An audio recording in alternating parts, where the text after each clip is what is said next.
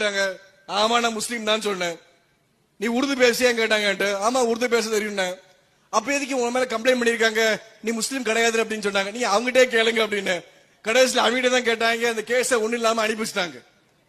ஏன்னா இவங்களுக்கு என்ன பிரச்சனை பாத்தீங்கன்னா, எந்த முஸ்லீமும் ரட்சிக்கப்பட மாட்டான் அப்படிங்கிற விஷயம் எல்லா முஸ்லீம் சொல்லியிருப்பாங்க.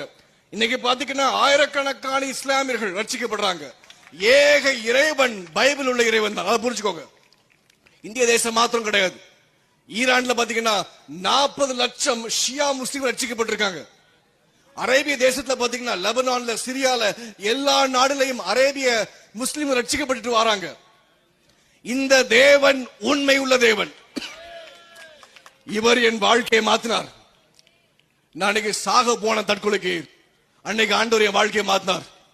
படிக்க வச்சார், வேலைக்கு சேர்ந்தேன், சொந்த சம்பாதித்துல வீடு வாங்கினேன், காரு வாங்கினேன்,